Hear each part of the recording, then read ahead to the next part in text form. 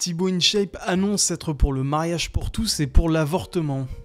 On peut aimer nos traditions, mais qu'on est aussi capable d'évoluer avec le monde qui nous entoure. Par exemple, je suis pour le mariage pour tous et pour que les couples homosexuels aient accès aux mêmes droits que les couples hétérosexuels. Et penser comme ça, ce n'est pas être en désaccord avec les valeurs traditionnelles de la France. Des couples homosexuels, il y en a toujours eu. C'est juste qu'ils n'avaient pas la liberté de se montrer publiquement en raison des discriminations qu'ils subissaient. Et quand je vois toute l'homophobie qu'il y a sur les réseaux, c'est pas normal. Et ça, je le condamne fermement. Il en va de même pour l'adoption d'enfants par des couples homosexuels. Je suis d'accord avec ça. De quoi? Un enfant a besoin d'un père et d'une mère pour être heureux? Je suis désolé, mais non. Quand vous voyez le nombre de parents hétéros qui sont incapables de s'occuper de leurs enfants, ça fait peur. Un enfant, pour évoluer correctement, a besoin de 2 parents qui s'aiment et qui l'aiment. C'est tout. Voire même d'un seul parent. Et je suis fier que les églises fassent partie de l'histoire culturelle de notre pays. Mais pour autant, je pense aussi que l'église doit évoluer. Surtout sur sa vision de l'IVG. Il faut défendre à tout prix le droit des femmes à avorter gratuitement et librement. Aujourd'hui, une femme doit avoir le droit de disposer comme bon lui semble de son corps. Un point, c'est tout. Le colonel Michel Goya raconte le jour où il a été approché par les services secrets russes. Mais moi j'ai été approché par exemple. Hein. Vous avez été approché, colonel? Ah bah racontez-nous. Non, alors je venais de quitter l'armée en fait. C'est peu de temps après, je reçois un coup de téléphone de l'ambassade de Russie. Il me dit tiens, est-ce que vous voulez vous inviter à venir prendre le thé, prendre le chai? Je dis bah pourquoi pas. Et donc j'y suis allé. Puis là on m'a dit tiens, bah, ça vous dirait d'aller à Moscou, participer à un grand colloque, etc. Enfin voilà, on vous paye tout. Allez-y. Tiens, pourquoi pas. Ouais. Et puis c'était juste avant l'affaire Skripal et juste avant que mes interlocuteurs à qui je prenais le thé se fassent expulser de Paris. Et donc j'ai pas pu faire ce voyage à Moscou et les choses en sont restées là. Voilà, bon, dans la foulée, évidemment, j'ai été allé rendre compte à la DGSI de ces contacts. Mais un nouvel influenceur algérien menace encore une fois d'attaque sur le sol français et soutient celui qui s'est fait arrêter par Bruno Retailleau. حنا لي زالجيريان حنا الدم حنا نايضين في الدم تحيه لي زالجيريان وتحيه لي دي زاد وغادي تنوضوا ونشعلوا فيكم النار هو هذا تو بريمي جونفي الشجره اللاعبين بارد يكسلوك غادي يلعبوا لك بيها سمعتني اقسم لك بالله الا على عظيم يلعبوا لك بيها ونوضها تمك في البلاد نوضها هنا نقعروك انا ما تامنش هنا ما كاش حاجه ديفوندي عليك انا نخرج فيك نكسلك شوقيت علي وهذيك داير هكا شكام انت ما عندك حتى حاجه تبغيها في الجزائر اللي ربي تبغي تتحدى استغفر الله يا ربي معاك زوج صاحبي واللي بغى الدم يقدم تحيه حنايا ونغلبوهم كاع سلام عليكم. Il tente ensuite de faire une vidéo pour s'excuser. Manifestation pour 1er janvier, il dit, et moi j'étais contre ces gens-là qui vont sortir. J'ai répondu, j'ai dit vous sortez moi, c'était pour sortir, pour casser ici et tout. C'est pour ça que je suis sorti à une vidéo, j'ai dit arrêtez, vous ne rendez pas notre pays comme une Syrie et vous cassez pas ici parce que moi je fais un contenu sur les sans-papiers qui s'intègrent en France et j'ai jamais fait une connerie comme ça et j'ai jamais fait une connerie de violence ou bien de moi j'ai rien à faire, moi je suis marié avec une Française, j'ai des enfants français, j'ai une petite fille française, je me suis intégré dans l'état française. Je suis comme je me considère ma fille c'est comme une Française. Moi, j'ai ma femme, elle est française, donc impossible que je vais détester la France. C'est ça. J'ai rien à faire. Moi, j'ai aucun problème, aucun truc avec cette connerie-là.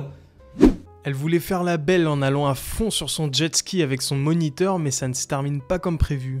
Ah ouais, vas-y.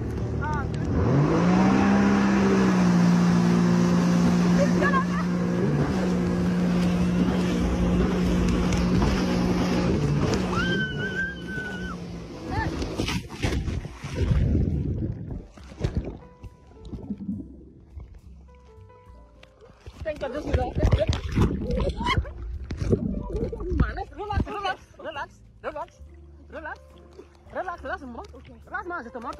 Relax-moi. Non. Tu flottes, Relax-moi. Flotte. Le perruque est parti. Oh ma perruque.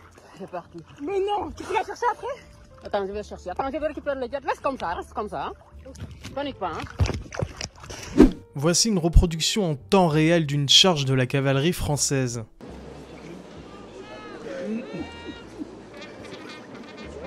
Vous entendez la sonnerie. premier. Le pas.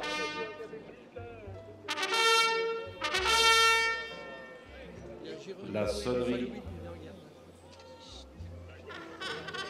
Du trot. Et attention aux ordres de la capitaine. Chargez. La charge est partie.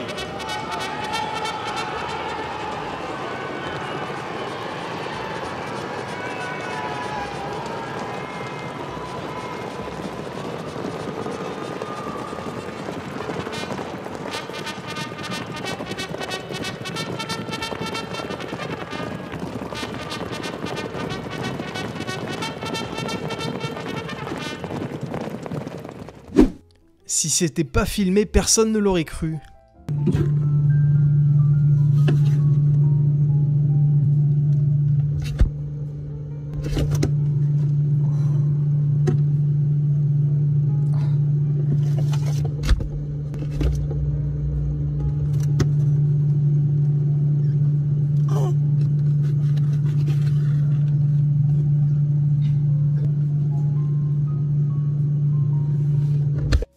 Elle se fait embrouiller, mais la vitre de sa voiture se déboîte.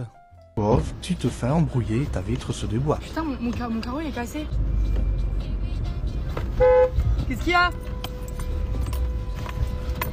Qu'est-ce qu'il y a? Mais téléphone de quoi? Je roule à la vitesse recommandée, vous êtes folle? C'est 50, je suis à 50. Mais vous êtes des folles, hein, les vieilles biques là, allez, va dormir. Putain, mon carreau il est cassé. Ça le va. Une application révolutionnaire vient de voir le jour sur le store. La meilleure appli de caca, les frères. Bref, déjà, téléchargez tous, on s'ajoute tous. Je vous explique le concept. C'est une appli où tu dis quand t'as fait caca et tout, et tu vois tes potes quand ils chient. Et ça, c'est une dinguerie.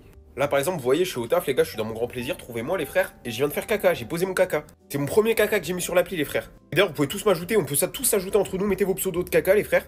Moi, c'est comme TikTok, hein, c'est Victor-des78. Ajoutez-moi, vous verrez tous mes cacas. Et Guettez comment ça chie de fou, les gars. Guettez en France, frère. La map de la France, frérot, elle est recouverte de caca. Et si tu zoomes sur n'importe quel pays, il y a du caca de partout aussi. Les gars, Guettez même en Tunisie, les gens ils font caca. Les gars, faut savoir que c'est l'Île-de-France. Guettez la dose de caca qui est en Île-de-France. Là, par exemple, tu vois que dans le 7-7, il n'y a pas beaucoup de monde, c'est pour ça qu'il n'y a pas beaucoup de caca. Et là, autour de moi, genre, tu t'as un mode pour voir les cacas des autres gens, des autres utilisateurs. Mais je vois que ça chie de fou autour de moi. Alors là, il y a mon caca, mais il y a plein d'autres gens, ils ont chié par là. Il y a plein de gens, ils ont chié ici. Et ça, dites-vous, les gars, c'est pas Nam. Vous avez vu la dose de caca? Pour les plus macabres, les gars, vous pouvez mettre un commentaire. Moi, j'ai mis un commentaire, j'ai mis perfect et tout, 0 trace. J'ai mis un petit 5 sur 5 à mon caca. Mais vous pouvez mettre une photo de votre crotte, les frères. Ça, par contre, c'est pour les fous, les gars. Mais voilà, les gars, venez, on s'ajoute tout sur Poop Map. Et ça va chier cette année, ça va chier. Un jeune s'embrouille avec un SDF et lui décroche un kick digne de Jackie Chan. Quoi, tu vas faire ta gueule? Voilà, ta gueule. Je m'en bats les couilles, j'ai une maison. Je m'en bats les couilles, t'as un petit gueule de merde. Un petit gueule de merde.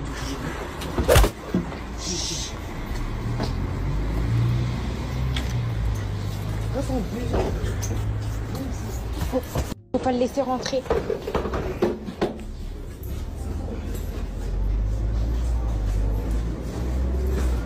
Il va manger dans un Burger King, tout le monde est empoisonné sauf lui. Les gars, je suis dans un BK ou dans un dortoir. Tu fous la vue ici. Ah ouais, sur le cœur, ça n'a assez fort. Les gars, voilà, je vous mentais pas. Il n'y a que des KO. Tout KO. Tu ouvres là-bas. Toute ta famille est KO. Le petit derrière debout. KO. KO. Voilà, il n'y a que des KO. C'est que les frérots qui sont pleins. C'est une dinguerie. Une locataire du 16e arrondissement de Paris dénonce un loyer de 460 € par mois pour 6 mètres carrés. Son logement fait 6 mètres carrés, au 5e étage, sans ascenseur. Les toilettes sont sur le palier. Le loyer est de 460 €, un calvaire pour Jan Q. À 63 ans, elle vit ici depuis plus de 2 ans. Là, c'est chez moi. Là, c'est un petit douche et un petit robinet, le truc pour les vapeurs, pour faire manger. Et puis, je dors tous les jours par terre. et avec le matelas. La législation interdit la location d'un bien de moins de 9 mètres carrés. Serveuse à mi-temps, Jiankyu touche 775 € par mois. Avec mon salaire, je ne peux pas trouver comme un appartement normal. L'hiver, il ne fait pas très chaud. Et l'été, il fait très chaud. Des fois, je ne dors pas, mais moi, je ne veux pas, j'avais peur d'attraper froid. Et après, malade. Elle a été reconnue DALO en février 2024 par la préfecture. Elle est donc prioritaire pour être relogée en urgence. La loi prévoit un délai de 6 mois, mais elle n'a jamais reçu de proposition de relogement. Le porno, c'est bien plus dévastateur qu'on ne l'imagine sur les enfants. Parce que pour le porno, je voulais revenir là-dessus, il y a 3 effets sur l'enfant. Il peut être traumatisé. Certains n'hésitent pas à appeler ça un viol psychologique. Ils peuvent devenir accros, c'est-à-dire qu'on a des enfants de 11-12 ans accros au porno. Ils ne peuvent plus s'en passer. Et au début, c'est 1 ou 2, puis après, c'est 10 scènes porno ou films porno par jour. Et en même temps, ils se masturbent. Et les enfants disent souvent, je me supportais plus, je pouvais plus arrêter. Si j'arrêtais le porno, j'étais en transe, avec une tachycardie, le cœur qui se met à s'affoler, etc. J'étais obligée. Et comme je trouvais ça monstrueux, j'ai voulu me suicider. Donc ces enfants-là, on les hospitalise. Et le 3e risque du porno, c'est de reproduire des scènes qu'ils ont vues sur des plus petits. Et on a une augmentation importante des agressions sexuelles de mineurs sur mineurs. Il suffit d'aller voir le service de brigade des mineurs. Donc tout ça, c'est vraiment sérieux. On alerte parce que c'est sérieux. C'est pour ça que je recommande pas de smartphone avant 15 ans. C'est pas pour embêter les enfants ni les parents. C'est vraiment très important.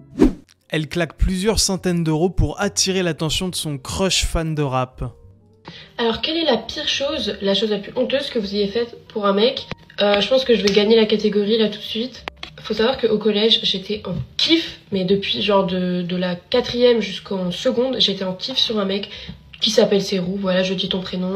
Si tu passes par là, j'espère que tu vas bien. En kiff total sur lui, je savais tout sur lui, bref, c'était mystérieux et tout, bref.